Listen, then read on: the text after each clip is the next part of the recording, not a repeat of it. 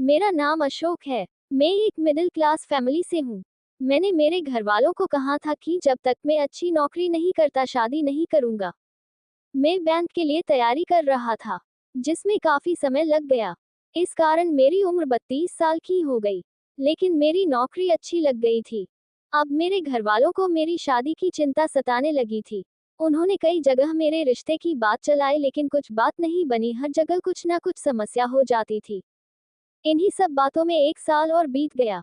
मेरे मम्मी और पिताजी को अब ज़्यादा टेंशन होने लगी थी। वो सुबह शाम बस मेरी शादी की ही फिक्र किया करते थे। लेकिन फिर एक दिन उनकी कोशिश रंग लाई, काफ़ी दिनों तक ढूंढने के बाद एक रिश्ता आया था जो घर वालों को जमा था। वो लोग गांव के थे और हमसे गरीब थे। घर वालों ने मुझे उस लड़की की तस्वीर दिखाई, लड़की अच्छी थी। मैं कहीं और शहर में नौकरी करता था। मम्मी और पापा ने लड़की को उसके घर जाकर देखा था। मुझे भी कहा था लेकिन मैं आ नहीं पाया। मम्मी को लड़की पसंद आ गई थी। मम्मी ने कहा कि अब बस शादी जल्दी से करना है। शादी का ऐसा योग बन रहा था कि या तो शादी 15 दिन हो या फिर 2 साल बाद, लेकिन अब शादी को टाला नहीं जा सकता था। इसलिए शादी 15 दिन में होना ही तय हो गया था। इतने कम समय में अब मेरा लड़की देखना जाना हो नहीं सका। इसलिए मैं अब शादी के लिए ही छुट्टियां लेकर आ गया। मैं शादी के 5 दिन पहले ही आ गया। शादी की तैयारियां चल रही थी। बहुत जल्द में सब तैयारियां पूरी करनी पड़ी। और फिर शादी का समय आ गया। शादी वाले दिन हम लोग बारात लेकर लड़की वालों के यहाँ पहुंच गए। वहां सबकी चेहरे देख मुझे कुछ अजीब सा लगा। मुझे एक छोटे कमरे में ठहराया गया। मैंने पापा से पूछा, पापा यहाँ सब ठीक है ना? पापा ने बोला सब ठीक है।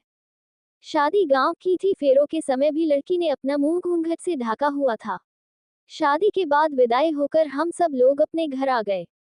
घर आने पर मेरी सुहागरात के पहले ही मेरी मम्मी और पापा मुझे अकेले में ले जाकर कुछ ऐसा बताते हैं जो मैंने पहले नहीं सुना। वो बोले कि हमारे घर में एक रिवाज और प्रथा है कि शादी होने के 15 दिनों तक दूल्हा अपनी दुल्हन का मुंह नहीं देखता।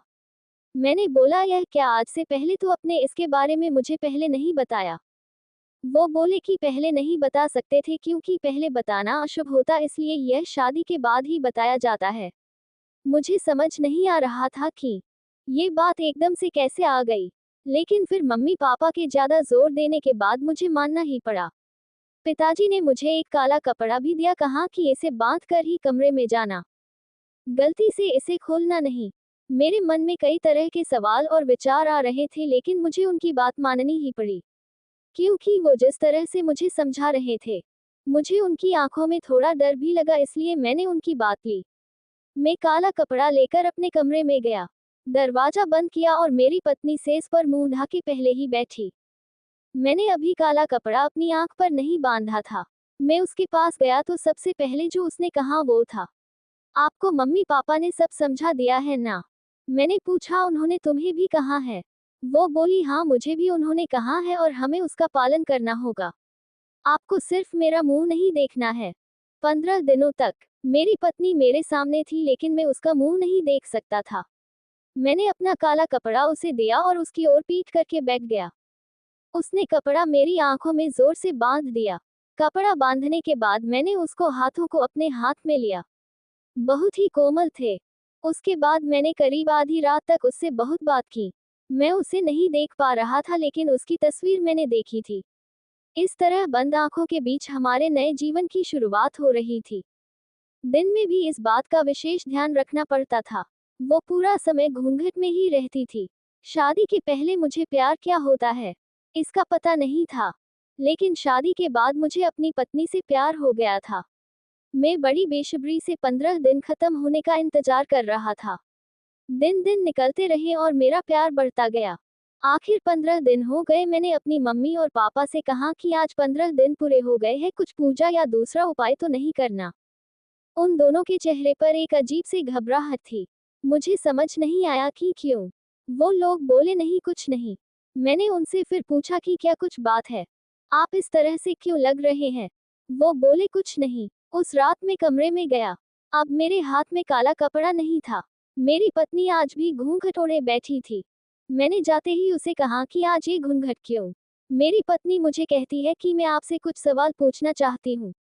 मैंने बोला, पूछो। वो बोली, आप मुझसे कितना प्यार करते हैं? मैंने बोला कि 15 दिनों में तुम्हें पता नहीं चला। उसने कहा कि इतने दिनों तक आपने मुझे देखा नहीं था। आप सोचो कि आपको ऐसा कुछ देखने को मिल जाए जो आपने सोचा भी नहीं था, तो भी आप मुझसे उतना ही प्यार करेंगे या नहीं? मुझे उसकी यह बात समझ नहीं आई। मैंने कहा कि तुम ये क्या बात कर रही हो? मैं तुमसे प्यार करूंगा, तुम मेरी पत्नी हो।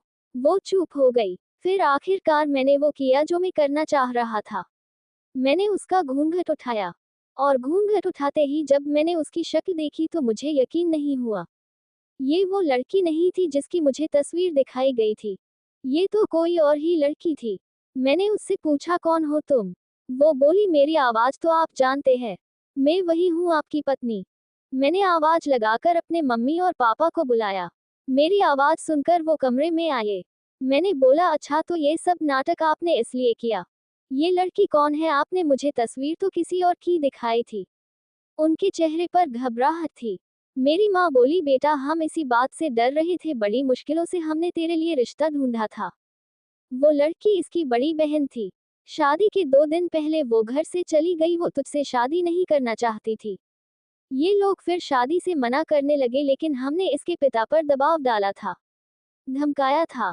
पहचान बताए तो उन्होंने दबाव में उसकी 2 साल छोटी बहन से तेरी शादी करवा दी। हम तुझे बताते तो तू हमें ऐसा नहीं करने देता। सच जानकर तू कभी शादी नहीं करता, इसलिए तुझसे छिपाया। तुम दोनों सही मायने में पति पत्नी बन जाओ, इसलिए 15 दिन वाला नाटक किया ताकि बाद में तू इसे छोड़ नहीं सके। उनकी बात सुनकर मुझे यकीन नहीं हुआ। मैंने कहा कि आपने अपने बेटे की शादी के लिए किसी को धमकाया। आपने मुझे भी झूठ बोला, आपको शर्म नहीं आई? आपने इस लड़की की मर्जी के बिना जबरदस्ती मुझसे शादी करवा दी। उसके बाद भी यह आप लोगों की बात मान रही है। मम्मी और पापा बोले कि हमने ये सब तेरे लिए किया।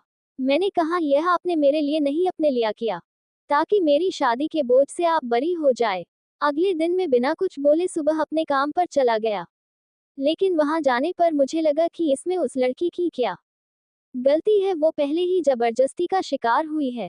मैं यही सोचता रहा, और मुझे उसकी आवाज से भी प्यार हो गया था। मैं 2 दिन बाद ही अपने घर वापस आया। मैं उसे लेकर उसके घर गया, उसके घरवालों से माफी मांगी। उनकी आंखों में आंसू थे। फिर मैंने उससे पूछा, क्या तुम मुझसे प्यार करती हो? वो बोली कि मैं अपने आप को खुशकिस्मत मानती हूँ कि आप जैसा पति मुझे मिला। जो भी हुआ वो हम दोनों को मिलाने के लिए ही हुआ था। मैं आपके लिए और आप मेरे लिए ही बने थे। तभी अपने आप रास्ते बनते गए। उसकी इन्हीं बातों पर मैं उसे और ज्यादा प्यार करने लगता हूँ। अब मेरा फर्ज है कि मैं उसे दुनिया भर की खुशियाँ दूँ। ऐसे ही वीडियो देखने के लिए हमारे चैनल को लाइक एंड सब्सक्राइब करें। Thanks for watching.